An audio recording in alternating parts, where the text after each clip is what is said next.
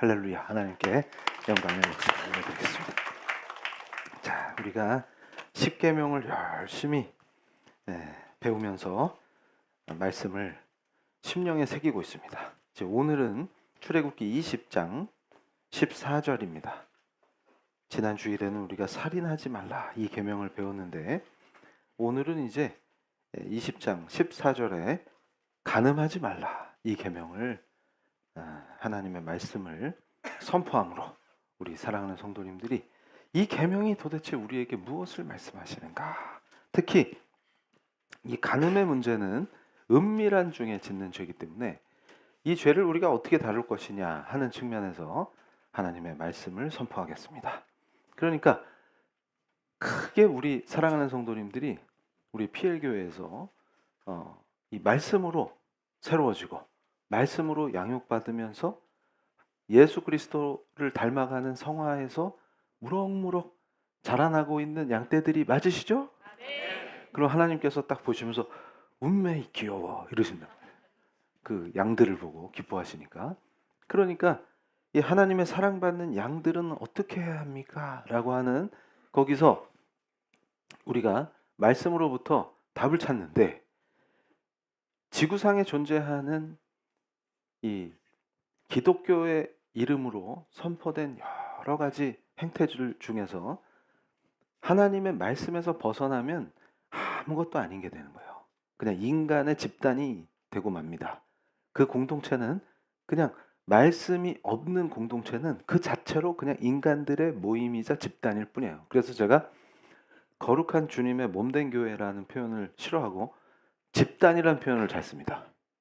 그런데 지구상에 존재하는 이 집단들 중에 그리스도의 몸된 교회를 자칭하지만 집단으로 머무는 유형이 크게 두 개가 있어요. 이거를 뭘 보면 아냐면 죄를 어떻게 다루는가를 보면 압니다.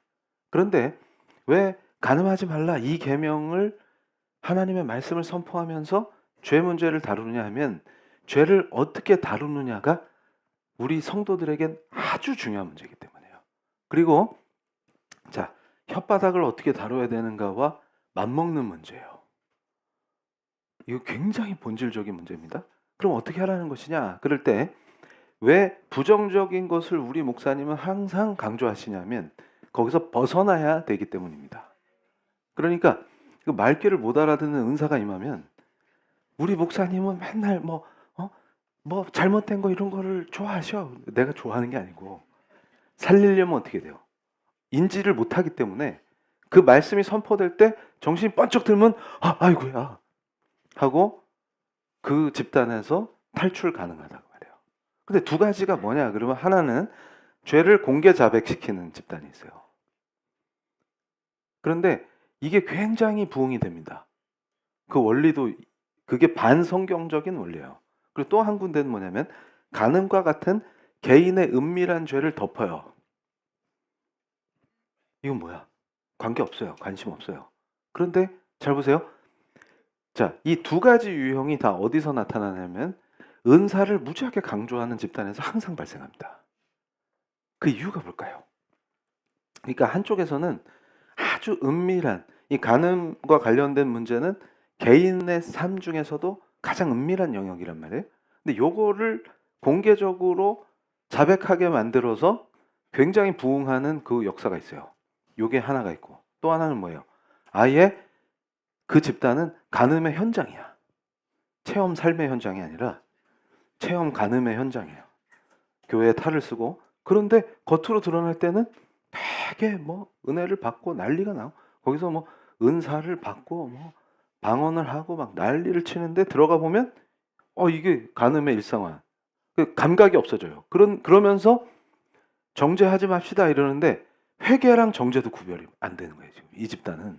그런데 거기서 또 무슨 일이 일어나냐면 실제로 정죄가 판을 쳐요. 그런 집단은 이유가 뭔지 아세요? 행위로 정죄해버려요. 너 왜 새벽기도 안 나와? 너 뭐 왜 안 해? 너 왜 헌신 안 해? 너 왜 헌금 안 해? 이러면 어떻게 돼요? 행위로 계속 컨트롤하는 게, 이게 뭐예요? 다르게 보이지만 죄책감을 이용해서 사람을 조종하고 통제하는 건 똑같습니다. 그게 뭘 의미하냐면, 자, 하나님이 가증히 여기시는 마귀의 짓이에요. 인간의 죄책감을 이용해서 인간을 통제하고 조종하는 존재가 누구예요? 마귀예요. 이걸 명확히 이해해야 돼요. 그러니까 지금 나를 움직이고 있는 그 동력이 무엇이냐? 그럴 때 우리는 뭐예요? 은혜에 취해서 은혜로 삽니다. 이러면 이게 내가 하나님 그리스도 안에 있구나 하는 걸 체크할 때 나를 움직이는 동력의 핵심이 어디냐? 그러면 저항할 수 없는 은혜 때문에 지금 너무나 하나님 사랑하는 게 복받치니까, 그리고 하나님이 내 주인이라는 걸 인정하지 않을 수 없으니까 11조를 하는 것과 감사헌금을 하는 것과 감시당하고 죄책감 때문에 막 강요하니까 하는 거 완전히 다른 거예요. 그리고 내가 죄를 자복할 때 하나님은 은밀하게 하나님과의 관계 안에서 회개하고 회복되는 걸 원하십니다. 그런데 내가 누군가에게 피해를 입혔다면 그 사람한테 가서 반드시 사죄해야 돼요. 하나님 앞에 회개하고 그 사람한테 사죄함으로 화해가 이루어지는 거예요.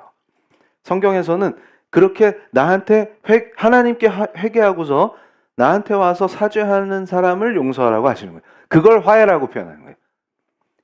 그래서 자, 이제 한 단계 더 깊게 들어갈 때, 자, PPT 보여주세요. 그러면 목사님 어떻게 합니까? 그럴 때 성경이 가르치는 그대로 교회는 그럼 죄를 어떻게 다룹니까? 사적인 죄가 있어요. 이게 바로 간음하지 말라 하신 이런 계명들입니다. 그래서 하나님과의 관계, 개인 간의 은밀한 범죄, 그러니까 자, 개인 간의 은밀한 범죄를 일으켰다면 그것은 반드시 하나님과의 관계를 파괴시키는 행위가 되는 거예요. 그래서 가장 먼저 파괴된 관계를 회복하는 과정이 회개입니다. 다윗이 했던 것처럼 회개하지 아니하면 하나님의 사람이기 때문에 나단을 보내서 회개케 하시는 거예요. 여러 가지 방법을 쓰신단 말이에요. 진짜로 하나님 사랑하는 사람인데 내면의 자리를 감추고 있으면 하나님과의 관계가 막혀버리기 때문에 그 사람은 은혜를 못 받아요. 예배의 감격을 상실해요. 그러니까 지금 많은 크리스찬들이 목사님 예배의 감격을 회복하고 싶어요. 우리 PL교회에 와서 회복하신 분들이 많은 이유가 어디 있습니까? 회개예요. 그러니까 뭐냐면 이걸 안 가르쳐 주니까 이 은혜가 안 되는, 예배가 안 되는 거예요. 그러면 의무감에 와서 습관적으로 앉아 있는데 은혜가 안 부어지는 이유가 뭐예요? 하나님하고 관계가 지금 단절되어 있는데 어떻게 은혜를 받아요, 지금? 그러니까 무슨 얘기냐면 첫 번째로 뭘 해야 돼요? 하나님 앞에서 무릎 꿇고 내 전인격적 회개를 하나님께 드려야 됩니다. 그러고 나서 내가 가해자였다면 피해자에게 가서 사죄하는 거예요. 이러면 은혜가 자연스럽게 회복돼요. 그런데 여기서 중요한 문제가 뭐냐면, 자, 개인 간의 은밀한 범죄는 반드시 하나님 앞에 회개해서 하나님과의 관계를 바로잡고 그 다음에 끊어야지.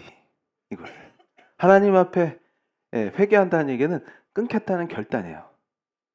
그러니까 나 혼자 죄송해요? 이게 아니다. 회개는. 그런데 여기서 더 중요한 게 있어요. 자, 당사자 간 화해도 중요하다. 그런데 간음의 문제는 이것과 좀 달라요. 그래서 사랑은 허다한 죄를 덮느니라, 이 말은 죄를 덮어라, 은폐하라, 요것도 잘못 적용하는 말씀 탑10에. 그래서 많은 목회자가 범죄하거나 그럴 때 저거를 많이 인용해요. 그래서 잘못 인용되는 인물 다윗 넘버 1. 꼭 그 얘기하죠. 다윗 또 봐. 이러면서. 그래서 제가 그러죠. 다윗 평생에 칼이 쫓았다. 정신 차리고 똑바로 해. 이렇게 얘기하는 거예요. 그리고 근데 그건 생략하고 다윗 봐. 다윗도 하나님의 사람인데 실족하잖아. 그리고 사랑은 다 덮는 거야. 그래서 제가 덮밥을 성경의 가르침이 덮밥이냐? 근데 그것도 잘못 알고 있다면 그럼 뭐냐 했을 때 이 사적인 죄를 공개 회개시키는 자들은 이것은 굉장히 하나님을 대적하는 것이다. 그러니까 무슨 말이냐면 요게 공산당 자아 비판하고 비슷한, 이게 타락한 집단이라는 뜻이에요. 전체주의다는 말이에요. 개인을 제거하는 거예요. 그럼 뭐 이게 얼마나 무시무시하냐? 자, 다음 페이지. 그럼 어떤 일이 벌어지냐? 자, 공적인 죄가 있습니다. 공동체 전체에 알려져서 무리를 일으키거나 신앙의 본질적 교리를 훼손한 죄예요. 그래서 제가 두 개를 예를 듭니다. 이게 뭐냐면, 자, 범죄한 자들을 모든 사람 앞에서 꾸짖어 이렇게 하는데 교회 내 성범죄가 발생했다.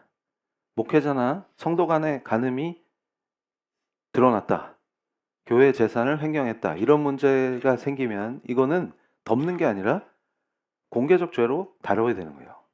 그러니까 이미 성도들이 수군거리기 시작했다. 이 얘기는 굉장히 심각하다는 뜻이에요. 근데 이런 걸 주로 뭐라 그래요? 아까 베드로전서 말씀을 인용하면서 덮어요. 그래서 그리스도의 몸된 교회가 타락함으로 머리 대신 그리스도가 모욕을 당하게 되시는 겁니다. 그러니까 사적인 죄를 어떻게 다루느냐의 문제와 공적인 죄를 어떻게 다루느냐조차도 성경의 가르침을 따르지 않는다 그 말이에요. 자, 다음 페이지. 그래서 자, 공적인 죄를 다룰 때도 굉장히 착각하는 게 있는 게 교회는 수사기관이 아니에요. 그리고 망신주기나 교회 내 정치에서 한쪽을 제거하기 위해서 이게 정치질을 하는 거랑 똑같은 짓으로 요걸 활용해서는 안 된다. 그래서 지금 보세요. 바울이 고린도전서 5장에서 근친상간의 죄는 이미 고린도 교회 안에서 공공연하게 성도들이 알고 있는 일인데 이방인 중에서도 없는 일이 교회에서 발생했는데 왜 치리하지 않느냐? 이걸 선포하는 거예요. 이게 공적인 죄를 덮는 악입니다. 이건 하나님을 대적하는 짓이에요. 그리고 두 번째로 저 보세요. 교리를 훼손시키는 것도 교회가 용납해서는 안 됩니다. 근데 이거 아무 관심이 없어요. 아무 관심이 없어요. 그러니까 저 갈라디아서 2장에서 바울이 베드로를 엄청 책망한 이유가 뭐예요? 이거 음식 가지고 이건 거룩하다, 거룩하지 않다. 이거 나누는 거 그리스도께서 다 성취하신 이후에는 의미가 없는데 당신도 그러기로 동의해놓고 왜 외식하냐? 이방인들하고 식사 자리 왜 피하냐? 이럴 때는 뭐예요? 복음이 지금 전 세계로 증거되고 있는 현장에서 사도인 베드로가 외식하는 짓을 함으로 이건 뭐예요? 교리를 훼손시킴으로 굉장히 잘못된 가르침과 사인을 줄 수 있죠. 지금 율법주의에서 벗어나서 그리스도만이 유일하신 구세주요. 구원은 그리스도가 모든 필요 조건과 충족 조건이 되신다. 그 복음을 전파해야 되는 상황인데 대표적인 사도라는 자가 율법에 매여서 이방인하고 식사를 거부해버리면 그러면 교회를 어떻게 세우고 복음을 어떻게 전파합니까? 이거는 교리를 훼손하는 문제는 교회를 파괴하는 행위예요. 근데 성경에 대적하는 가르침을 매주 선포해도 관계가 없어요. 왜냐하면 교회는 성경 배우러 오는 데가 아니거든요. 그 왜 왔는데 그러면 그건 모르지. 그러니까 이게 잘 보세요. 이 간음의 문제와 결혼과 연애, 이 우리 사랑하는 성도님들이 기혼도 있고 미혼도 있단 말이에요. 오늘 하나님의 준엄하신 말씀이 선포될 때 큰 은혜 속으로 들어갈 줄로 믿습니다. 이게 뭐냐면 뭐부터 뜯어 고쳐야 되냐면 자, 인간이 사회적으로 영향을 받다 보니까 이 자본주의도 기독교의 영향력 아래에 있었던 아름다운 자본주의 사회가 파괴되고 천하디 천한 자본주의로 전락했을 때 어떤 일이 벌어지냐면 소비자가 되는 거예요. 소비자. 이게 무슨 말이냐면 결혼을 할 때도 어떻게 하는 거예요? 자, 쿠팡에 주문하면 새벽 배송이 와요. 그러면 아침에 아파트 현관문을 딱 열면 오메 왔네. 그럼 뭐 기쁨의 언박싱을 해요. 그럼 거기 상품이 나오는데 마음에 안 들면 반품하면 돼요. 무슨 얘기냐면 결혼을 이렇게 인식하는 거예요. 소비자니까 완제품이 와야 되는 거예요 지금. 자기가 상상했던. 근데 완제품은 없다고. 그럼 불량품이 왔다고 생각하니까 반송하는 거예요 반송. 서로. 그러니까 이 시대에 이 관계라는 게 엄청 저급해진 이유가 어디 있어요? 소비자니까 자기가. 모든 게 소비자가 돼 있는 거예요 지금. 그럼 교회를 다닐 때도 내가 준엄한 하나님 말씀 앞에 떨면서 예배자로 서고 제자로 훈련받겠다가 아니라 소비자니까. 그러니까 지금 이 서비스가 이거 제대로 되는 거야 이거?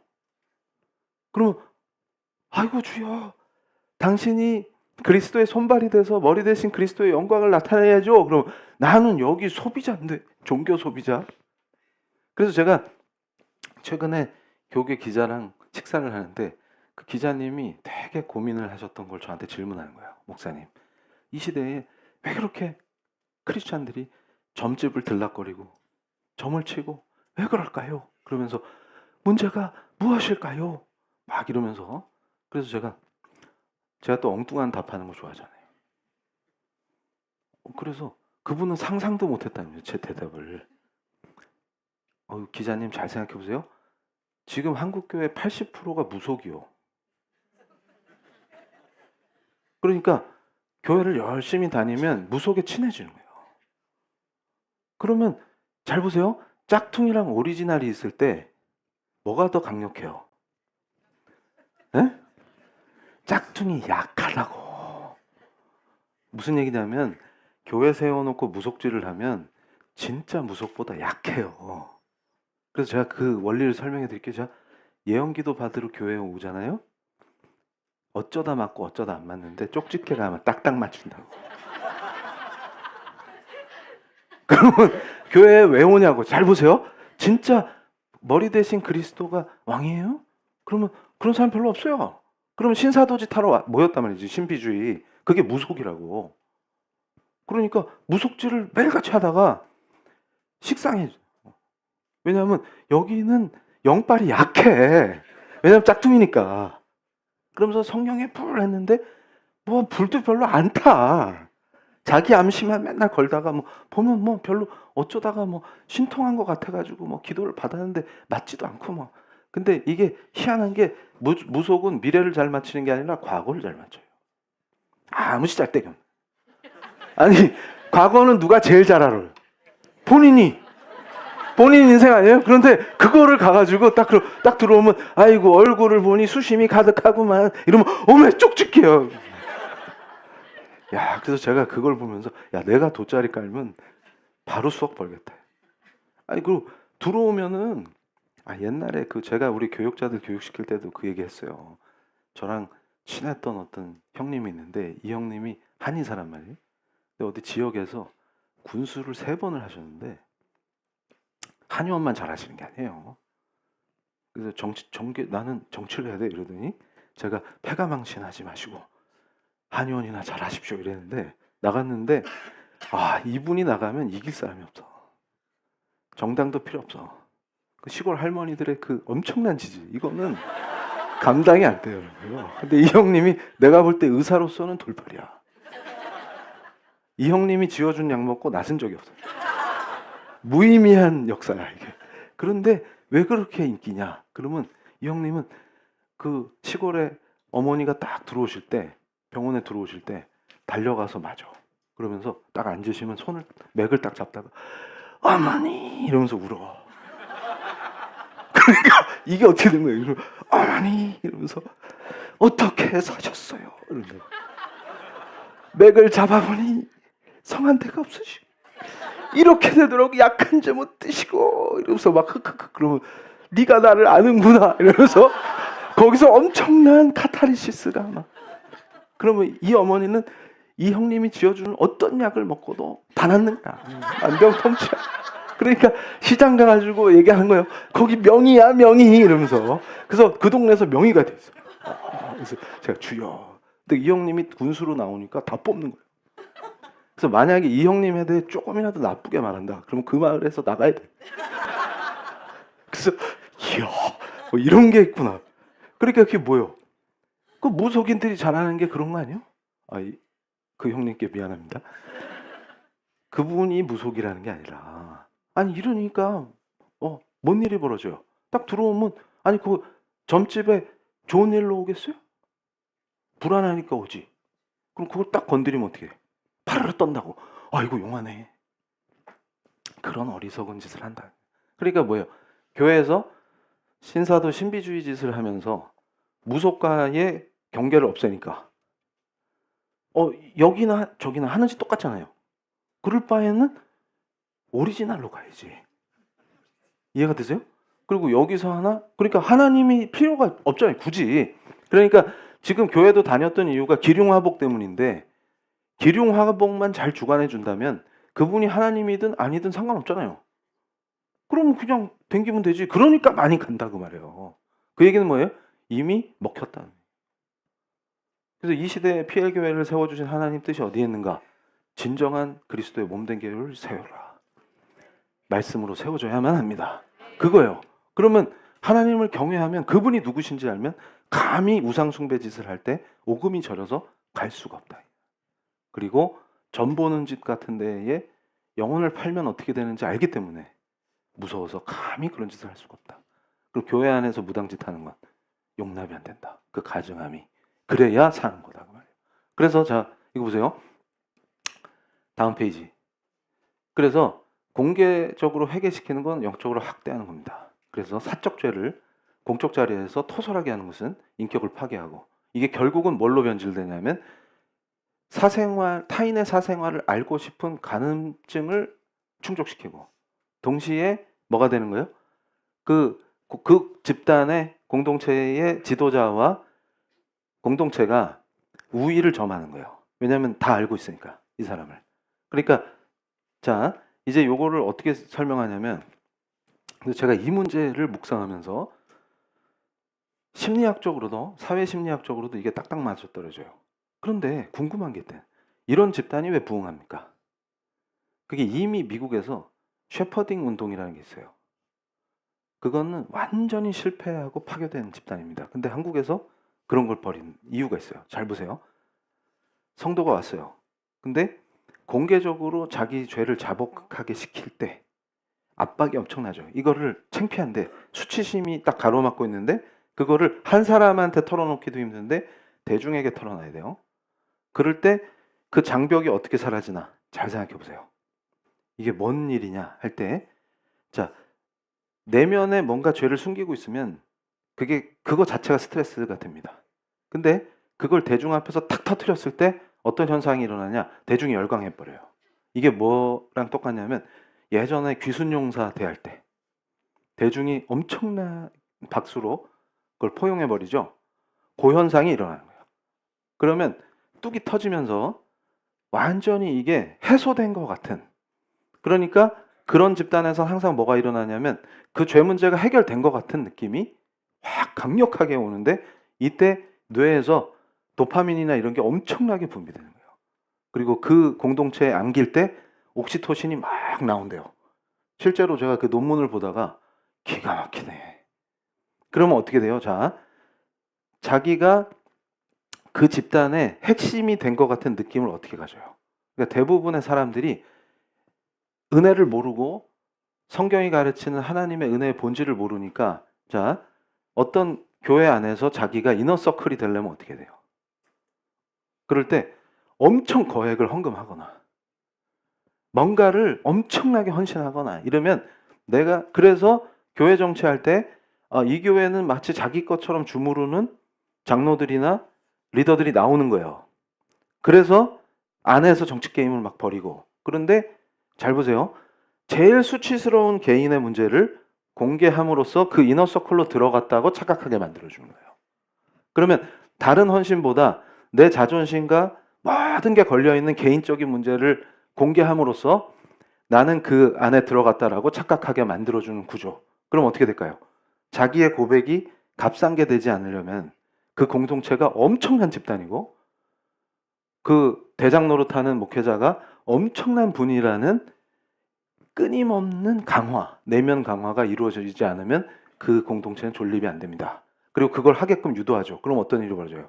누가 조금이라도 공동체와 목회자를 비난하면 견딜 수가 없는 거예요. 왜냐하면 그들을 부정한다는 건 자기 자신을 부정하게 되는 원리로 구성됩니다. 그러면 내적으로 엄청나게 유대되면서 강력하겠죠. 그래서 부흥하는 거예요. 그 방법을 쓰는 거예요. 그런데 그 부흥이, 그런데 처음에는 고백할 때 시원했어. 근데 그 효과가 얼마 갈까? 근데 이미 미미해졌다고. 그리고 죄가 진짜로 다루어지느냐? 그럼 그렇지도 않단 말이에요. 그런데 사랑하는 성도님들, 이게 왜 비인격적인지 거꾸로 생각해 보세요. 자, 본인은 그거 폭로하고 공동체에 안겨가지고 해방감도 느끼고 했는데, 그럼 배우자는 어떻게 됩니까? 배우자는 어떻게 됩니까? 그 가정은 어떻게 됩니까? 감당할 수 있어요? 애들은 그 교회 다녀야 될 거 아니야. 그러니까 어떻게 돼요? 집단적으로 종속시키는 거예요. 그럼 조종과 통제가 굉장히 쉬워지겠죠. 자, 다음 페이지. 그래서 야고보서에, 제가 야고보서 강의하면서 또 한 번 깊이 강의를 할 건데, 서로 고백하라는 말은 대중 앞에 나와서 폭로하라 그 뜻이 아니에요. 뭐냐면 영적으로 육체적 영적 질병으로 인한 문제들이 생깁니다. 그럴 때 너희 중에 병든 자가 있느냐? 그럴 때 서로 고백하라 할 때 이 의미는 매우 은밀한 걸 말하는 거예요. 그러니까 성도가 고뇌하다가 저한테 찾아와서 얘기하는 것은 저기에 해당되는 겁니다. 그러면 뭐예요? 저는 철저하게 비밀을 지켜야 돼요. 그러니까 개혁됐다고 거짓말하면서 로마 캐톨릭도 안 하는 짓을 하는 거예요. 로마 캐톨릭에서는 신부님한테 고해성사를 시키죠. 그런데 그것은 그 사람이 진정한 성직자라면, 주의 종이라면 평생을 그걸 묻고 자기 혼자 알고 가야 되는 거예요. 그런데 지금 개신교에서 하는 짓을 보세요. 이게 얼마나 무지막지한 짓이냐. 그러니까 오히려 고해성사도 할 필요가 없는 게 개혁인데 이거를 공개자백시키면서 간음죄를 다뤄버리니까 어떤 일이 벌어지는 거예요. 그러면서도 거기 가서 은혜 받았다고 하고 있다. 이유가 뭐예요? 성경을 모르기 때문에. 한 번도 성경에 대해서 고민해 본 적이 없기 때문에 성도들이 어떻게 생각하는 거예요? 그냥 그게 유행이면 가는 거예요. 그래서 다들 고백했으니까 너도 고백해? 그러면 이렇게 되는 거예요. 그래서 영혼들을 죽인다 그 말이에요. 근데 집단은 잘 되겠죠? 다음 페이지. 그래서 죄로 인해서 마음이 짓눌리고 병이 된 상태에서 신뢰할 수 있는 지도자에게 털어놓음으로써 심리적 영적 해방감을 얻고 중보 기도를 요청하는 것은 목회적 권면입니다. 이거는 누가 선택하는 거예요? 자기가. 그리고 그 목회는 그걸 비밀을 엄수함으로 그분을 지켜주는 거예요. 다음 페이지. 그런데 자, 지도자를 신격화하거나 공동체라는 집단을 우상화하는 집단에서는 항상 중보자 그리스도의 유일성을 침해합니다. 무슨 말이냐면 그런 짓을 해서는 안 되는 이유 중에 강력한 성경의 가르침은 중보자는 오직 그리스도의 유일성이라고 하는 전제하에서 저는 그의 종된 자로 그 임무를 수행할 뿐이다 그 말이에요. 요걸 깨면 다 죽는다 그 말입니다. 그래서 자, 양심의 주제는 하나님 한 분뿐이시다. 그래서 하나님 앞에서의 그 깊은 기도, 눈물의 회개, 이게 생명을 살립니다. 그러니까 회개를 안 가르치니까 무슨 일이 벌어진다 그랬어요? 회개를 안 가르치니까 어떤 집단에서는 우리는 정죄가 없어 이러면서 자유다, 이게 뭘로 가는 거예요? 도덕 폐기론으로 가서 그 안에서 가정들이 이미 파괴돼서 뭐 그냥 체험 간음의 현장 이렇게 변신해 있는데 다들 은혜 받는다고 난리를 치고 앉아요. 그런 수준으로 전락하거나. 근데 그런 집단에서는 어떻게 죄책감을 심어줘요? 행위로. 너 헌금 하나 볼 거야. 너 새벽기도 나오나 볼 거야. 너 몇 번 결석했어. 이렇게 간다고. 자, 보세요. 다음 페이지. 그래서 신앙과 예배에 관해서는 성경에 위배되거나 성경에서 벗어난 인간의 명령에 맹종하는 것은 양심의 자유를 배반하는 것으로 하나님을 대적하는 것이 됩니다. 다음 페이지. 자, 그러면 자, 영적 학대와 사이비 종교의 메커니즘이 이렇게 돌아가는구나. 그러면 자, 우리 사랑하는 성도님들께 제가 반문하는 거예요. 그러면 사적인 영역에서 내가 실족하거나 연약해서 죄를 지었을 때 우리 교회에서는 어떻게 해결합니까? 첫 번째가 뭐예요? 예배를 피하지 말고. 이럴 때 원리가 그랬어요. 죄 짓고 나면 하나님이 찾을 때까지 숨어버리는 게 죄된 자의 속성이다. 그러니까 뭐부터 끊어요? 예배부터. 그거를 치는 거예요. 그리고 예배 자리에 나와서 하나님 말씀을 묵상하고 깊이 기도할 때 어떻게 해야 되는 거예요? 진정한 회개를, 하나님과의 문제를 해결해야 됩니다. 그게 매우 중요해요. 누구한테 먼저 말하는 게 중요한 게 아니라 하나님 앞에서 내가 그 죄를 토해내고 하나님께 전심으로 기도함으로 그 문제를 하나님께 죄를 자복하고 회개하는 게 매우 중요하고 그 다음 단계들이 인간적 관점에서의 조치들이 필요하다 그 말이에요. 자, 여기서 다음 페이지. 그래서 우리는 신앙생활 하다 보면 피로감도 느낄 수 있고 그 다음에 어떤 합리적 의심도 생길 수 있고 개인적 취향 때문에 문제에 빠질 수도 있습니다. 근데 이런 것이 뭘로 해결되냐면 말씀으로 해결돼야 돼요. 그리고 말씀과 기도로 훈련돼야 되고 그리고 제가 하는 역할은 체계적으로 이 말씀을 가르침으로 성도들이 그 말씀을 받아먹고 스스로 하나님 앞에 나가서 기도함으로 요 문제가 말씀을 통해서 해결되는 쪽으로 가야 돼요. 그러니까 내가 소비자가 아니었구나 하는 걸 회개하고 제자가 돼야 되겠구나 하는 걸 결단하고, 이런 일들이 제가 한 사람씩 불러서 야단치는 게 아니라 말씀의 선포로 이루어지고, 하나님 앞에서 기도를 통해서 깊이 회개했을 때, 저하고 만났을 때 그 얘기를 털어놓으면 제가 중보해 주겠죠? 요게 목회적 관점에서의 제자 양육이다, 그거예요. 그래서 자, 다음 페이지. 그래서 셰퍼딩 운동이라는 게 개인적인 사적인 영역이 없이 다 토해내는 거예요. 그래서 미국에서 요게 엄청나게 부흥했었어요, 한때는. 그런데 지금 다 사라졌다. 근데 주로 은사주의를 강조하는 집단에서 항상 이런 일을 벌입니다. 왜 그럴까? 말씀과 무관하게 종교 생활을 하기 때문에 반드시 문제가 생겨요. 그래서 행위로 인한 죄책감 강조하는 거, 첫째. 또 뭐 하는 거예요? 죄의 문제를, 그럼 행위를 강조하는 집단은 아예 죄의 문제를 안 다뤄요. 이 집단은 설교에서 죄에 대한 걸 다룬 적이 없어요. 그리고 정죄하지 않는다, 이렇게 선포해요. 이해가 되시죠? 그러면 뭘로 사람을 통제해요? 행위로. 그래서 마치 백일치성 들이듯이 그 행위를 무지하게 강조해서 그걸로 컨트롤합니다. 그리고 또 한 집단은 어떻게 한다 그랬어요? 죄를 자복시킴으로 공동체 앞에서. 그러면 어떻게 돼요? 약점을 잡는 거네. 그렇게 해서 통제하는 거예요. 이게 다 마귀의 짓입니다. 그런데 자, 다음 페이지.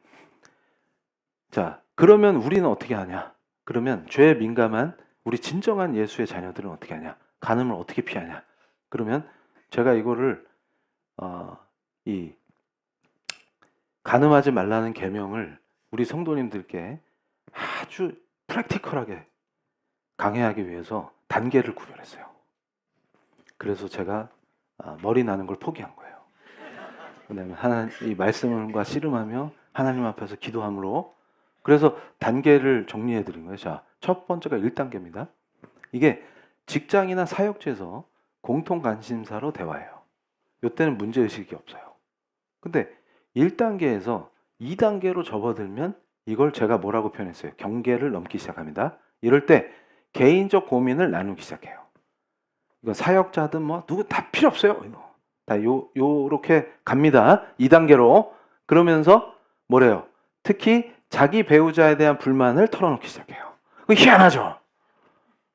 그래서 잠언에 뭐라고 말씀하세요? 말쟁이가 친한 벗을 이간하는다. 이거예요. 이 말씀이 적용되는 거예요. 그거 희한해요. 그리고 예를 들어서 그 젊은이들이 사기치는 거 넘버원, 제가 대학에서도 직격탄을 날렸는데 여사친, 남사친 웃기고 있네. 이 가증한 것들아. 제가 그랬어요. 캠퍼스에서 한번 선포했어요. 뻥치지 말지어다. 이 가늠하는 것들아. 그거를 그렇게 해서 속이는 거예요. 그런데 본인은 모를 것 같아요? 알아요. 그러니까 크리스찬은 그런 집부터 끊는 거예요. 뻥치지 마라. 제발 좀. 그러면서 뭐 하는 거예요? 그래서 제가 제자들한테도 그랬어요. 야, 누굴 만나는데 마음에 들어. 근데 남사친이 많다, 여사친이 많다. 그럼 걔를 끊어. 그래야 네 영혼에 평화가 오느니라. 이러면 애들이 이랬다가 나중에 얼마 지나서 와, 우리 교수님 쪽집게. 내가 쪽집게가 아니고 말씀대로 가르치는 거예요. 말씀대로. 그런 일은 없느니라. 창조 질서를 벗어나는 인간은 존재하지 않습니다. 하나님이 그렇게 창조해 놨기 때문에 그 창조 원리와 창조 질서는 성경에 나와서 성경을 알면 금방 이해해요. 여사친은 없느니라. 남사친도 없노라. 그거예요. 그러니까 이게 뭐예요? 경계를 넘기 시작합니다. 개인적인 고민을 맨날 나눴는데 배우자에 대한 불만을 내가 말하고 있구나 할 때 어떻게 하면 돼요? 딱 멈추고 돌이켜서 PL교회에 와서 회개 기도하면 된다. 그 말이에요. 3단계는 어디냐면 이제 경계를 넘은 다음에 3단계로 들어가면 뭐부터 하냐면 비밀을 만듭니다. 그래서 몰래 연락하거나, 그래서 자기 핸드폰을 배우자가 못 보게 하고 있다면 바로 회개해야 돼요. 그래서 어떤 자들은 저한테 그러는 거예요. 아니, 부부도 프라이버시가 있어요. 어떤 목사가 저한테 그랬어요. 그래서 제가 없어요, 그런 거. 10계명에 나와요. 그러니까 헐 이러더라고. 그러니까 아니 그 배우자가 비번을 안다. 나이스. 이미 예방 조치를 하고 있다는 뜻이에요. 그런데 철저히 숨긴다. 그래서 이것도 막 도저히 볼 수 없게 해놓는다. 뭐 이런 거. 근데 요새는 띵 뭐가 오면은 뜬다고. 그게 문제야. 거기서 잡힌다. 근데 그건 아직 기술적으로 해결을 못했다. 잠들었는데 띵 소리가 나서 보니까 떴어. 그걸 딱 누르면 열린다. 그래서 이것은 테크놀로지의 세계에서 주께서 역사하신 줄로 믿습니다. 그러니까 그 허점을 딱 드러내서 걸리게 만드신 회개하도록. 그런데 잘 보세요. 여기서 뭐냐? 비밀 형성될 때 끝난다. 사람이 흑암을 사랑함으로. 이 원리예요. 그대로 성경을 적용 가능하다. 다음 페이지. 그럼 뭐예요? 여기서 4단계. 비교와 환상. 그러니까 결국은 모든 간음은 우상이다. 무슨 뜻이냐면 상대를 이상화하고 배우자와 비교하면서 현실 도피처로 삼아요. 그런데 그자가 그자예요. 그러니까 지금 뭐에 씌어서 이거를 이상화하고 있을 뿐이지 막상 아니다. 똑같이 문제가 생겨. 그러면 뭐가 문제라는 거예요? 상품으로 생각했던 네가 문제였네. 그러니까 뭐냐면 계속 반품해도 만족함이 없었네. 이렇게 되는 거예요. 이해가 되시죠? 그러니까 요거였구나. 우상이었구나. 그러다가 여기서 한 단계를 더 넘어가면 정서적으로 의존하게 됩니다. 그러면 항상 그 사람과 나누는 그게 애착이 돼버리니까 이제 이상화 시켰으니까 우상이잖아요. 그 우상이 아니면 힘들어. 외로워. 이 상태가 뭐예요? 우상 숭배 상태. 그러니까 어떻게 돼요? 여기 완전히 이제 여기 빠져든 거예요. 근데도 요 상태를 유지하면서 뭐라고 암시를 거냐면 이건 간음이 아니야 이렇게 생각한다고. 근데 보세요. 5단계로 가면 반드시 6단계로 가게 됩니다. 그래서 불을 품고서야 어찌 옷이 타지 아니하겠느냐. 잠언의 말씀이 적용되는 거예요. 그럼 여기서 이제 막고 있던 정서적 댐이 터지면서 막 간다. 그러면서 끝장나는 거예요. 그러면 우리 미혼 상태의 형제 자매들은 그러면 저는 어떤 상대를 만나야 할까요? 이 설교를 들으면서 그 고민을 할 거란 말이죠. 그러면 피곤하니까 결혼을 하지 말까요? 그러다가 또 이제 이미 기혼자들은 막 찔림과 회개를 하면서 맞아 우리 목사님 말씀이 맞아 뭐 이러고 있고 지금 그게 여기서 은혜의 도가니에 지금 빠져 있는데 그러면은 미혼자들은 이게 뭔 상관이냐 그러면 잘 보세요. 항상 뭘 생각해요? 상대의 문제로 생각한다고. 그런데 우린 하나님 앞에서 너는 어떤 존재인가를 하나님이 묻고 계신다는 걸 인식해야 돼요. 그러니까 우리가 어떤 인간의 관계를 맺는 것도 소비자 관점에서 완제품을 내가 원하는 완제품을 배송해 주시는 걸로 기도해 왔다. 그러니까 배우자 기도합시다. 그럼 뭐예요? 그 핵심이 완제품을 보내주소서. 완제품이 너무 빡셔. 제가 그 몇 개를 들어봤는데 충격을 받았어요. 뭐냐면 키는 175 이상, 그 다음에 연봉은 얼마 이상, 거기다가 또 뭐 다정해야 되고 뭐 어떻게 되고 막 그 조건이 한 수십 가지 되는데 거기에 플러스 믿음까지 좋아야 된대. 그럼 그런 형제가 어디 있어요? 그럼 천국에 다 있어요. 천국에. 그러니까 지상에 없어. 지상에. 그러면 그런 형제를 만나려면 천국에 가야 돼. 천국에. 부활체를 입고 완전해졌을 때 그렇구나. 그러니까 여기선 불가능해. 여기서 불가능한 거를 하나님께 배달해 주시옵소서. 그럼 하나님은 절대 쿠팡이 아닙니다. 그래서 이게 뭔가 꼬인다 인생이. 그래서 보세요. 여기서 그걸 보셔야 돼요. 그래서 마태복음 5장 27절로 28절 말씀이 블레폰하고 에피두메 사이를 구별해야 됩니다. 이게 무슨 뜻이냐면 마태복음을 볼게요. 마태복음 5장 27절로 28절 말씀입니다. 또 간음하지 말라 하였다는 것을 너희가 들었으나 나는 너희에게 이르노니 음욕을 품고 여자를 보는 자마다 마음에 이미 간음하였느니라. 이 말은 뭐냐면 헬라어가 다르다. 동사가 그냥 바라보는 것과 탐하는 게 다르다. 근데 여기서 바라본다는 말씀은 탐한다는 말이에요. 그러니까 탐심이 움직여서 보는 거는 이미 가늠한 것이다. 그 말은 거기서 빨리 돌이켜라 그 뜻이에요. 그러니까 이게 기가 막힌 게 혓바닥을 통제할 때도 제일 중요한 게 관찰이라고 했어요.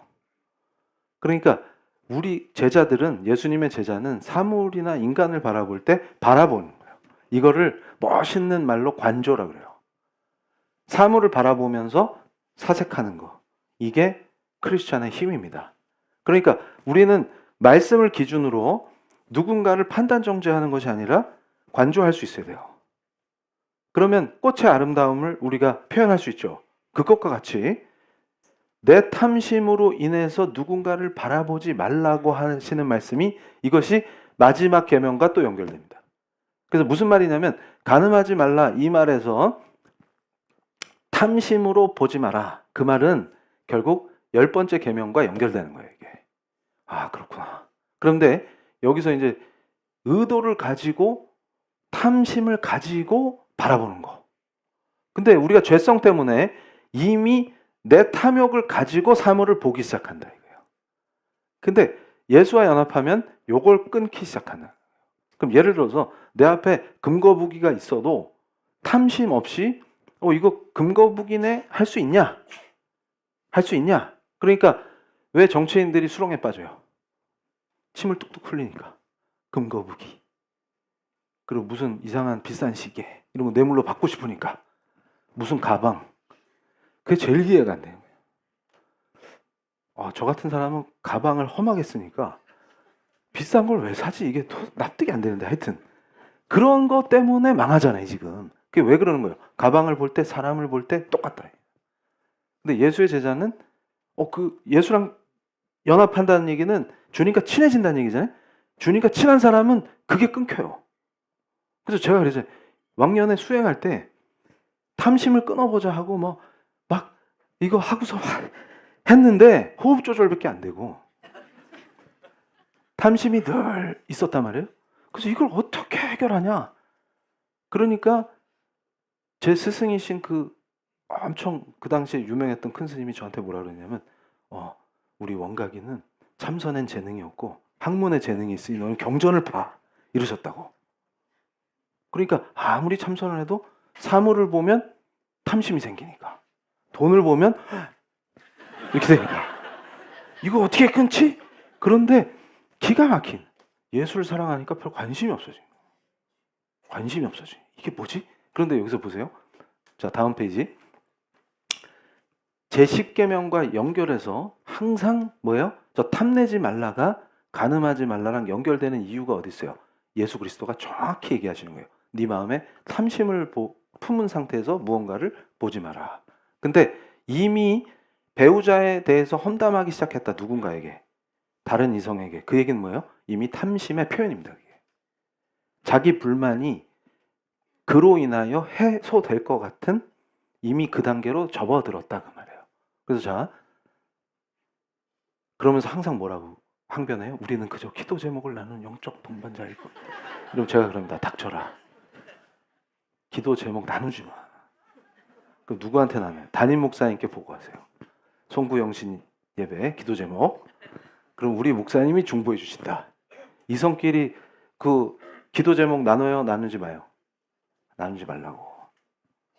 자, 이걸 또 못 알아듣고 또 우리 교회에서는 기도 제목을 나누지 말래요. 사적인 그 단계로 들어가지 마라 그 말이에요. 자, 다음 페이지. 그래서 로맨스는 우상이다. 이게 무슨 말이에요? 조건부적 만족. 소비자 관계에서 개인은 상대방이 나의 필요를 충족시켜주는 한에서만 관계를 유지하는 거예요. 그러니까 무슨 말이냐면 내가 소비자 관점에서 누굴 만나는데 외로움이 어떻게 해결됩니까? 이 말이에요. 인간이 실존적으로 굉장히 외로운 존재예요. 그런데 이 외로움을 해결하기 위해서 관계를 만든단 말이에요. 그럼 그 관계가 너를 더 외롭게 할지니라. 그게 진리예요. 무슨 말이냐면 하나님과의 관계가 회복되지 않은 피조물은 결코 만족함이 없노라. 그러니까 무슨 물질을 갖다 줘도 허탈하고 어떤 사람을 데려다 줘도 허탈한 거예요. 무슨 말이냐면 이걸 제가 뭐라고 표현했어요? 신학적으로 존재론적 우울감. 루터가 한 얘기. 이게 뭐예요? 하나님으로부터, 창조주로부터의 분리불안이다. 창조주 아버지 하나님과 분리된 피조물은 반드시 불안하고 반드시 외롭게 돼 있어요. 요게 먼저 충족이 됐을 때 내 인격이 하나님이 원하시는 방향으로 성화됨으로 이제 그나 그녀가 내 영역 안으로 들어왔을 때 아름다운 관계가 맺어지는 것이지, 내가 하나님과 관계가 회복이 안 돼서 항상 허기져 있는 존재인데 누가 들어오면 그와 지옥을 만들어낸다. 그러면서 항상 뭐라 그래? 너는 그걸 채워주지 않아. 그러면 너는 이러면서 막 이렇게 된다. 막 지옥이 되는 거예요, 그때부터. 그럼 뭐야? 아, 이거 반품이야. 이거 내가 원했던 건 이게 아니란 말이야. 이러면서 이렇게 된다고. 근데 네가 원했던 건 없어요. 그러니까 그런 존재는 없어요. 그래서 결혼하면, 미혼들은 내가 결혼만 하면 외로움이 사라질 것 같지. 그때부터 더 큰 외로움이 오느니라. 그리고 저기서 또 귀혼들은 외도하면 얘는 이상적으로 보이거든? 그거는 외도할 때니까. 그런데 그렇게 해서 막 가면 죽음의 나락이다. 생지옥이 그때부터 펼쳐질지라. 그렇게 되는 거예요. 그런데 여기서 그럼 어떡하란 말입니까? 저는 해결책 없이는 절대 문제 제기를 안 한다. 이제 본격적으로 해결책으로 들어가는데, 제가 그 20대 후반에 대학 강의를 시작했어요. 그래가지고 그 제대한 형님들이 복학할 나이쯤에 저는 이제 강단에 서기 시작했는데, 그때 제 강의를 청강하러 온 분이 저한테 반했어요. 누굴 것 같아요? 그래서 그분의 증언에 따르면, 아니 나랑 동갑인데 어째 저렇게 깊이 있는 철학 강의를, 특히 제가 칸트랑 헤겔 때 와서 청강을 하셨어요. 그래가지고 되게 감동을 하셔가지고, 그런데 제가 그 전부터 계속 이렇게 대시를 하고 있었는데, 청강을 딱 해보더니 바로 저 사람이야 이렇게 됐단 말이에요. 그래가지고 결혼을 했는데 동일한 분이 저한테 그러는 거예요. 아니 그렇게 철학 강의를 잘해서 엄청 성숙한 사람인 줄 알았다. 그랬더니 맨날 논문 쓴다고 뭐 피곤하다고 짜증 부리고, 그리고 또 뭐 하는 거예요? 원래 철학자는 배고픔을 잘 참아야 되잖아요. 그런 거 아니에요? 배부른 돼지와 배고픈 철학자 아니에요? 근데 맨날 배가 고파. 먹을 걸 줬는데 돌았으면 또 배고프다고. 이게 도대체 뭡니까? 이렇게 되는 거예요. 그런데 이 사람이 회심을 하더니 하나님과의 관계가 깊어지니까 야곱처럼 변하기 시작해요. 근데 그걸 체험하신 분이 있어요. 그러니까 무슨 얘기냐면 깜짝 놀라신 거예요. 하나님 살아계시는구나. 뭐냐면 하나님과의 관계 안에서 성숙해 가는구나. 그러니까 지식과 이건 다른 문제구나. 그러니까 아무리 학식이 많아도 그거는 인격의 성숙과 아무 관계가 없구나. 그런데 하나님이 그를 다루시니까 어떻게 돼요? 성숙해지기 시작하더라. 그리고 하나님을 사랑하니까 늘 눈에 눈물이 그렁그렁 고이고 하나님 앞에 회개하고 기도할 줄 알더라. 이러면 어떻게 돼요? 사람이 바뀌는 거예요. 그러니까 완제품을 원하는 게 아니고 하나님 앞에서구나. 요게 그냥 강타돼야 됩니다. 그래서 자, 그러면 해결책이 뭡니까? 그럼 다음 페이지. 여기 있는 거요. 자, 하나님 한 분만으로 만족하는 걸 은혜 속에서 배울 때 결혼은 우상이 아닌 선물이 됩니다. 그러니까 미혼들은 결혼을 위해서 기도해야 돼요. 나는 꿋꿋이 혼자서 가리라. 무소의 뿔처럼 혼자서 가는 건 불교의 가르침이에요. 그러니까 여기서 뭐예요? 현재를 낭비하지 말라. 이 말은 뭐냐면 배우자가 나타날 때까지 인생을 유보하지 말라. 그 얘기는 나타난다는 의미는 변화될 때까지. 그럼 어떻게 합니까? 여기 성경적 답이 있어요. 함께 지금 당장 하나님의 나라를 위해 헌신하라. 하나님과 관계 맺는 과정에서 반드시 다루시기 때문에 깊어집니다. 그리고 함께 성경을 공부하고 기도하고 묵상하고 구제하고 선교하라. 그 과정에서 하나님은 그 둘을 완전한 우정으로 만들어 주십니다. 그러니까 팀 켈러 목사 부부가 결혼에 대해서 강력하게 선포할 때 그 깊은 영성의 핵심은 어디 있어요? 하나님 안에서의 우정입니다. 이게 무슨 뜻인지를 알면 엄청난 은혜가 돼요. 그러니까 무슨 얘기냐면 육체가 갖고 있는 그 감각적 경험 때문에 뭐를 탐하는 거에서 완전히 벗어난 수준이 가능하냐. 그러니까 자, 우리 사랑하는 성도님들이 하나님 안에서, 다시 말해서 그리스도 안에서 결혼이 어떤 축복이냐. 그러니까 미혼들도 이걸 염두에 둬야 돼요. 기혼도 마찬가지고. 무슨 얘기냐면 이 성경을 묵상할 때, 자, 인간은 아무에게도 알리고 싶지 않은 자기 약점을 갖고 있습니다. 이게 하나님 뜻이에요. 그렇게 창조하십니다. 그래서 겉으로는 번듯해서 이걸 충실하게 잘해내는 자들이 뭐예요? 위선자가 되는 거예요. 사회에서. 그러니까 결코 누구에게도 드러내고 싶지 않은 자기 약점과 연약함이 있어요. 근데 인간 실존의 딜레마라는 것은 아담 이후에, 타락 이후에 실존하는 겁니다. 그런데 한편으로는 들키기 싫은 자기 약점이 있는데 한편으로는 누군가는 그거를 용납해 줬으면 좋겠는 욕구가 같이 있어요. 이게 인간에게 최악의 비극을 만들어냅니다. 이게 무슨 뜻이냐면, 자, 내 이런 모습은 아무에게도 들키고 싶지 않아 라는 걸 갖고 있으면서도 동시에 누군가에게는 그거를 포용받고 싶어요. 그래서 조건 없이 사랑해주는 누군가가 있었으면 좋겠어요. 근데 주로 어머니가 그렇게 하죠. 자녀에게. 그래서 그걸 박탈당하면 인간이 파괴되는 거예요. 엄마 사랑을 못 받고 자라면. 그러니까 내가 무슨 짓을 해도 사랑해주는 사람이 있었으면 좋겠어요. 근데 어른이 되고 나면 이게 불가능합니다. 확 이해가 되죠. 그러니까 나를 숨기고 싶은데 동시에 그 나의 약점을 포용해주는 누군가가 있었으면 좋겠어요. 그게 진짜 사랑이라고 생각해요. 근데 그걸 찾아다니면서 허기진 채로 돌아다녀봐야 그런 사람 없어요.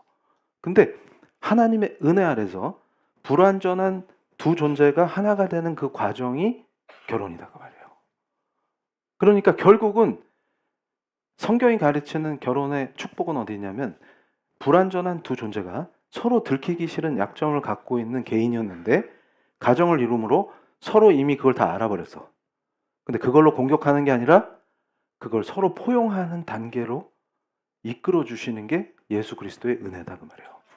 그리스도 안에서 함께 말씀을 묵상하고, 잘 보세요. 제가 제자 훈련할 때 교리 교육을 강조하는 것도 부부가 교리 교육에 참여하면 어떤 일이 벌어지냐면 계속 나누게 돼요. 그래서 제가 제일 답답했던 게, 부부가 대화 주제가 없다 이렇게 주장하는 사람들 보면 교회 다니는 사람들이 그래요. 어? 아니, 오늘 설교 말씀만 서로 은혜 받은 것만 나눠도 일주일 내내 떠들 수 있어요. 그리고 교리 교육했을 때, 나는 이걸 이렇게 얘기했는데, 그럼 네가 학교 때도 공부를 못하더니 교회 와서까지도 헤매는구나. 이렇게 하는 배우자가 아니라 사랑으로 나는 이걸 이렇게 얘기했는데 목사님이 이렇게 설명했어. 그럼 어머 그렇구나 이러면서 어떻게 돼요? 둘이 서로 약점이 아니라 서로의 취약점을 드러내기 싫었는데 그걸 포용하는 그 완전한 우정, 그게 하나님이 주신 엄청난 복이라는 걸 알게 됩니다. 그리고 그 사람 앞에서는 내 약점이 다 드러났지만 그걸 제가 뭐라고 표현하냐면, 고양이들이 자기 배를 드러내는, 아세요? 고양이 또 안 키워봤구나. 멍멍이들도 그래요. 배가 취약하다는 동물들이. 그런데 그 배를 보인다는 것은 신뢰한다는 거예요. 왜냐하면 공격 가능성이 있기 때문에 배를 감추거든, 동물들은.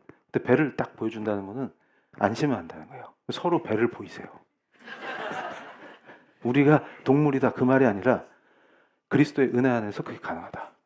그리고 그의 약점이 공격 포인트가 아니라 사랑하기 때문에 덮어주고 포용하는 단계에 갑니다. 실제로. 그게 뭐예요? 사역을 함께함으로 가능해진다. 그 뜻은 뭐예요? 함께 기도하고 함께 묵상하고, 또 어떻게 회개하는 자는 반드시 사죄합니다. 그래서 화해하고, 그 과정 속에서 어떻게 되는 거예요? 그 모든 괴리와 분열과 이런 게 하나가 되기 시작하는 거예요. 그래서 그리스도 안에서 그 은혜를 주신다. 우리 교회는 그걸 위해 가는 겁니다. 그래서 미혼들은 그걸 향해서 가는 거고, 그래서 완제품을 배달해달라고 기도하는 게 아니라 내가 먼저 그리스도의 제자가 되고, 그러면 배송품이 아니라 그 배우자를 제자로 삼으면 돼요. 그러면 밥 달라고 화를 내도 제자니까. 제자로 삼으려면 어떻게 돼요? 먹을 걸 줘서 키워야지. 이해가 되시죠? 그러면서 자연스럽게 아름다운 관계가 된다. 그러니까 이제 우리 성도님들이 기도하실 때 말씀대로 하면 이렇게 큰 복을 누리게 되는구나. 그래서 첫 번째 기도하실 때 우리가 하나님 앞에서 내가 놓치고 있는 것이 뭐냐?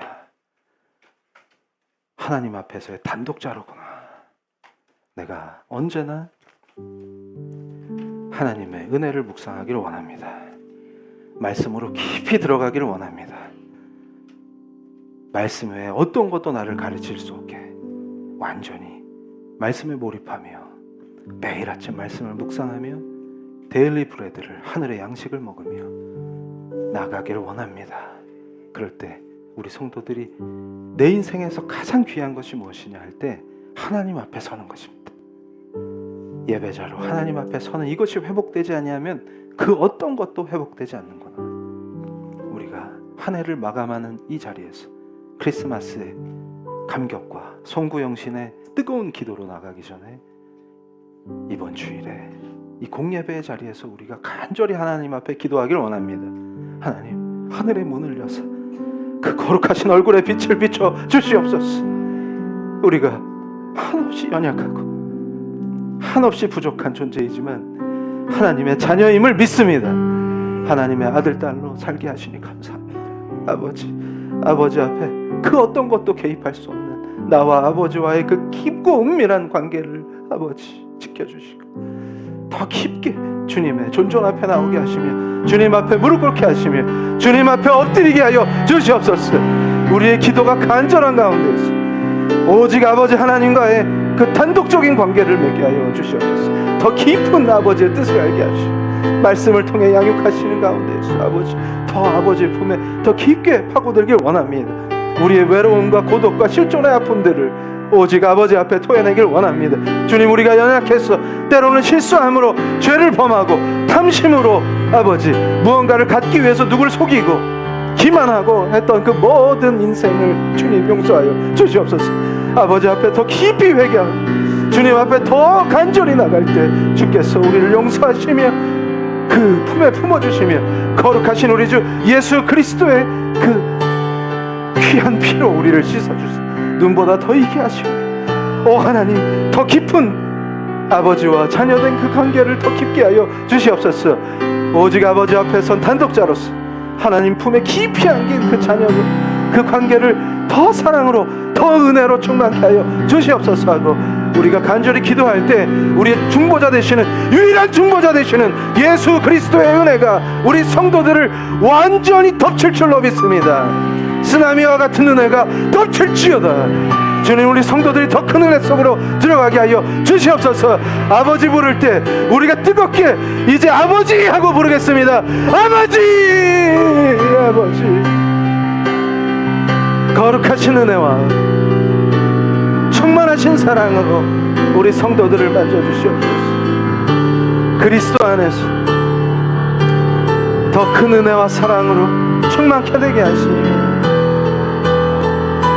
우리가 친근하게 부르는 그 아버지의 거룩하신 이름이 하늘에 계신 우리 아버지 이름이 거룩히 여김을 받으시오며 나라가 임하시오며 뜻이 하늘에서 이루어진 것 같이 땅에서도 이루어지이다 하는 그리스도께서 가르쳐 주신 이 기도가 우리의 심장에 새겨지게 하시니 친근하고도 친근하신 우리 아버지를 부를 때 예수의 은혜와 능력과 사랑이 우리의 삶을 온통 은혜로 충만케 하실 줄로 믿습니다. 나의 잘못된 길과 나의 허망한 욕망과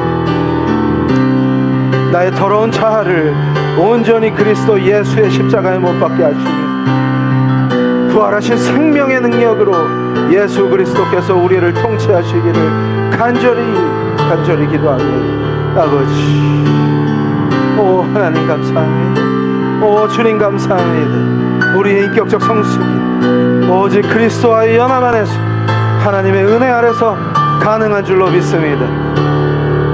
이제는 우리의 시선이 바뀌게 하시고 오직 예수 그리스도를 바라보길 원합니다. 하나님 역사하시고 인도하셔서 우리를 거룩한 길로 인도하여 주시옵소서. 의의 길로 인도하여 주시옵소서. 하나님, 우리를 인도하여 주시옵소서. 거룩하신 하나님의 은혜 아래 살게 하시고 그 품에서 오직 하나님의 사랑을 간구케 함으로 우리의 인격이 더욱더 성숙해지게 하여 주시옵소서. 자, 이제 두 번째로 기도하실 때 하나님으로 회복된 그 사랑, 그 깊은 은혜 속에서 이제 고립되고 외로운 존재가 아니라 임마누엘 하신 우리 주님과 하나님이 함께 하신다는 그 약속이 그리스도 안에서 성취된 줄로 믿습니다. 우리가 성탄을 향해 나아갈 때 성육식은 하신 우리 주님 부활 승천하셔서 우리의 중보자 되심으로 우리는 완전한 자유를 이미 획득한 줄로 믿습니다. 더 하나님 한 분만으로 만족하는 우리의 인생이 사랑과 은혜로만 충만케 되기를, 돈에 쫓기고 욕망에 휘둘린 그 더러운 인생 우리가 완전히 돌이켜서 이제 오직 그리스도와 연합되기를 원합니다. 그 거룩하신 은혜와 사랑 안에 완전히 연합되는 은혜를 누리게 하여 주시옵소서. 우리의 연약함과 부족함을 모두 덮어주시고 사랑으로 싸매주실 줄로 믿습니다. 이제 두 번째 기도 속에서 우리 사랑하는 성도님들이 이제 성구영신을 향해 가고 성탄절을 향해 가는 가운데 우리의 마음속에 깊은 상처를 남긴 그 존재를 지금 성령께서 알게 하실 때 그를 하나님의 손에 올려드리고 완전한 자유를 획득하시기를 간절히 기도합니다. 우리 성도들을 자유케 하여 주시옵소서. 아버지, 사망 권세에 매이지 않게 하시고 분노와 원망과 복수심으로 우리를 죄의 수렁에 빠뜨리는 것이 아니라 이제 완전한 자유를 허락하신 가운데서 나를 안아주시는 그 예수 그리스도의 사랑만으로 충분합니다 고백하게 하심으로 그 나에게 큰 상처를 낸 그 사람을 주님 앞에 토해내며 거룩하신 우리 주 예수 그리스도의 손 위에 올려드림으로 주께서 친히 다루실 줄로 믿습니다. 우리 안에 내면에 어떤 영향력도 없도록 완전히 이 거룩한 공예배 기도에서 성령의 은혜로 말끔히 지워지게 하여 주시옵소서. 예수의 피로 씻어 주시옵소서. 깨끗게 하시고 정결케 하심으로 나는 완전히 정결해진 은혜의 사람으로 아버지 하나님 품에 더 깊이 안기는 은혜를 맛보게 하여 주시옵소서. 자유와 충만한 은혜를 주시옵소서. 또 한 번 아버지를 부르시겠습니다. 아버지, 아버지, 아버지. 그 사랑과 자비의 은혜로 충만하신 나의 하나님, 아버지라고 부를 때 주시는 그 놀라운 은혜와 사랑의 충만함을 우리 성도들에게 부어주시옵소서. 오직 예수 그리스도의 피로만이 씻겨지는 우리의 모든 죄의 문제와 우리 성도들을 상처 입혔던 그 악한 권세들이 아버지 예수 그리스도의 손 위에 그 문제를 올려드릴 때 내 자아가 병들고 내 자아가 아프고 내 자아가 점점 시들어가는 것이 아니라 예수 그리스도의 은혜의 피로 거룩한 보혈로 소생하며 새롭게 되며 하나님 아버지의 자녀답게 더욱더 강성해지게 하실 줄로 믿습니다. 내 안에 모든 탐욕과 더러운 음욕과 욕망을 지워주시옵소서. 예수 그리스도 한 분만으로 되는 그 은혜 안에서 주님으로 만족해 하시는 그 은혜 안에서 우리에게 상처 주었던 그 악한 것들이 내 마음을 아프게 했던 그 쓰라린 것들이 모두 소멸되게 하시고 용서하는 가운데 온전한 자유를 누리게 하여 주시옵소서. 주께서 친히 다루실 것입니다. 내가 고뇌하지 않게 하시고 주께서 친히 역사하심으로 내가 고뇌하지 않게 하실 줄로 믿습니다. 아버지 감사합니다. 오 주님 감사합니다. 자, 이제 아버지 부르시면서 끝으로 우리 지체된 성도들이 더욱더 강성한 그리스도의 손과 발이 되게 하여 주시옵소서. 우리 성도들이 이제는 나약하게 뒷걸음질치고 하나님을 피해서 숨었던 그 모든 시간을 회개함으로 이제 아버지 품에 더 깊게 안김으로 기도의 능력을 갖게 하시고, 아버지 예수 그리스도의 이름 권세의 능력으로 세상에서 승리하는 강력한 제자들로 세워주시옵소서. 이제는 예수의 능력이 나타날지어다. 주님, 피엘교회를 더욱 강성케 세워주시옵소서. 머리 대신 그리스도의 영광을 위해 우리가 헌신케 하여 주시옵소서. 우리 자신과 우리가 연합해서 이룬 거룩한 그리스도의 몸된 교회를 위해서 뜨겁게 기도하시겠습니다. 아버지 부르시겠습니다. 아버지, 아버지, 아버지, 아버지. 우리 성도들이 이제 지체마다 기도의 능력을 나타내게 하시고, 이제 나약함으로 뒷걸음질 치는 것이 아니라 아버지 하나님의 당당한 자녀들로 세워주셔서, 아버지 우리 성도들을 붙들어 주시옵소서. 우리 성도들을 붙들어 주시옵소서. 이제 이방인의 기도가 아니라 진정한 예수의 사람으로, 예수께서 가르치신 참된 기도로 하나님 아버지와 깊이 교제하는 강력한 아들 딸들로 세워주시옵소서. 이제 세상을 다스리고 정복하는 권세를 주시며 예수 그리스도 그 놀라우신 능력이 우리의 삶 속에서 일어나게 하여 주시옵소서. 아버지, 우리를 사용하여 주시옵소서. 이 땅에 세워주신 우리 그리스도의 거룩한 몸된 피엘교회가 하나가 되게 하심으로, 지체들이 하나가 되게 하심으로 머리 대신 그리스도의 영광을 위해 사용하여 주시옵소서. 아낌없이 사용하여 주시옵소서. 거룩하신 은혜에 감사를 드립니다. 자, 이제 종이 기도할 때 다 같이 한마음 한뜻으로 기도하시겠습니다. 아버지 하나님 감사합니다. 오늘 이 거룩한 공예배의 자리에서 하늘 보좌의 문을 여시고 하늘의 예배에 참여하게 하신 은혜에 감사를 드립니다. 아버지, 우리의 기도 속에서 주께서 간절히 기도하는 우리 지체 한 사람 한 사람을 친히 성령으로 안수하시며 특별한 은혜로 이제는 뒷걸음질 치고 하나님의 시선을 피해 숨었던 존재가 아니라 예수 그리스도 안에서 하나님과 깊이 아들 딸 된 그 권세를 누리며 정체성을 회복하며 예수 그리스도의 이름으로 호령할 때 눈먼 자가 눈을 뜨고 걷지 못하는 자를 일어나라 하시면 일어나게 하실 줄로 믿습니다. 우리 앞에 하나님의 그 놀라우신 은혜와 예수 그리스도의 능력을 보게 하여 주시옵소서.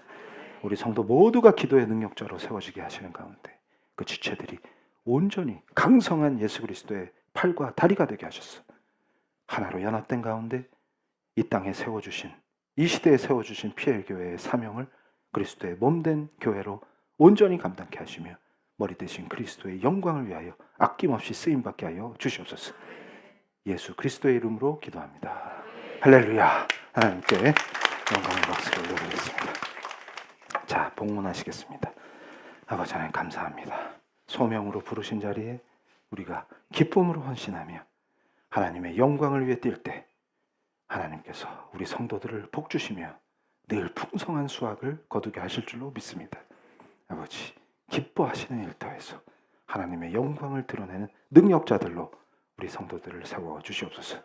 늘 풍성한 수확을 거둠으로 하나님을 찬양하게 하시며 그 가운데에서 믿지 않는 자들이 우리 성도들을 통하여 하나님의 영광을 바라보게 하여 주시옵소서. 예수 그리스도의 이름으로 기도합니다. 아멘. 할렐루야. 자, 잠깐 광고하겠습니다. 오늘 오후 예배는 제가 주기도문을 강해함으로 놓치지 마시고 은혜를 받고 이제 기도가 바뀌어야 삽니다. 어떻게 기도해야 되는가, 이걸 깊이 성경을 배우는 시간을 갖겠습니다. 그리고 주볼 보시면 송구영신 기도 제목을 QR코드를 찍어가지고 제출하시면 돼요. 그럼 우리 교육자들이 수합해가지고 저한테 제출하니까 작년 송구영신 때처럼 제가 그 낙타 무릎이 돼서 중보합니다. 그래서 기도 응답 받으신 우리 성도님들이 많으시죠. 1년 내내 응답을 받으셨는데 특별히 또 열심히 우리가 함께 기도함으로 기도 응답을 받는 은혜를 누리실 줄로 믿습니다. 그리고 PL교회 그 카톡을 만들었대요. 그래서 아직 가입 안 하신 분들은 예배 끝나면서 바로 요거 QR 찍어가지고 가입하시고, 그 다음에 어린이 성경학교, 이제 우리 아이들이 늘어남에 따라서 그 유년부와 소년부를 나눕니다. 그러니까 초등을 1, 2, 3학년, 4, 5, 6학년으로 나누니까 선생님들이 더 필요해지니까 지원해 주시고, 그 다음에 12월 예배 일정을 헷갈리시면 안 돼요. 성탄절 오전 11시에 성탄 예배를 드립니다. 빠지지 마시고 오셔서 함께 예배 드리시고, 오후는 가족과 함께 보내시면 됩니다. 그리고 24일 저녁은 각자 가정에서 열심히 기도하셔야 돼요. 뻘짓하시면 절대 안 됩니다. 가족과 함께 보내시고, 그 다음에 12월 31일 9시에 송구 영친 기도회를 하니까 밤에 오셔가지고 뜨겁게, 그러면 이제 보통 제가 자정까지 기도를 인도하니까 차 끊길까봐 걱정하시는 분은 먼저 가시면 되고, 자정까지 남아서 저는 요 앞에서 이제 막 기도하니까 편안하게 이제 그 설교하고 공동기도 후에는 자유입니다. 그래서 남아서 자정까지 기도하겠다 이런 분은 기도하시고 자유롭게 하시면 되겠습니다. 자, 벌써 크리스마스가, 우리가 이 노량진에서 크리스마스 첫 예배를 드렸죠. 근데 벌써 이사 온 지 1년 됐다는 얘기예요. 눈 떴다 감았더니 된 것 같고, 이게 모든 것이 은혜입니다. 우리 성도님들의 개인과 가정도 우리 교회와 함께 지체된 우리 성도의 개인과 가정이 온통 예수 그리스도의 은혜로 충만해지기를 축복합니다. 그래서 제가 이 성탄을 향해 가는 가정에서 크게 은혜를 받은 게 뭐냐면, 임마누엘, 이거 너무 뻔한 얘기인 것 같은데 하나님이 함께 하신다는 거잖아요. 이게 뭐냐면 그리스도와의 연합이에요. 그러니까 하나님과 함께하는 사람에게 무슨 근심 걱정이 있겠습니까? 아픔, 갈등, 슬픔은 있어요. 실존에 이 지상에서는 다 있습니다. 근데 그것조차도 하나님께서 성화시키시고 아버지 품에 더 깊이 들어가고, 우리가 관계를 오늘도 말씀을 통해서 배웠는데, 부부가 그 완전히 하나 되는 그 과정도 고난을 통해서 그렇게 됩니다. 그래서 고난이 있는 것이 은혜구나. 그래서 그 모든 하나님의 은혜에 감사하면서 우리가 임마누엘로 승리하면 얼마나 멋질까? 그 인생이 얼마나 하나님이 기뻐하실까? 그러면 자, 제가 우리가 하면은 임마누엘 하시는 거예요. 그러면 임마누엘 하실 때 하나님이 함께 하시는 그 영광의 은혜가 그냥 우리 성도들의 삶에 임할 줄로 믿습니다. 자, 이제 하는 거예요. 우리가 할렐루야. 임마누엘의 강력한 은혜를 누리실 우리 사랑하는 성도님들을 축도함으로 세상으로 파송하겠습니다. 지금은 성육신 하셔서 임마누엘 하신 우리 주 예수 그리스도의 그 깊으신 은혜와 우리를 구원하시는 하나님의 깊고도 깊은 그 사랑과 성령님의 내주교통 감동 감화하시며 우리를 그리스도와 완전히 연합시켜 주시는 그 은혜와 세상 속에 예수의 능력을 나타내게 하시는 그 파워가 머리 숙여 기도하는 우리 피엘교회 성도들 위해, 온라인 성도들 위해, 그 후손들 위해 지금부터 영원토록 함께 있을지어다.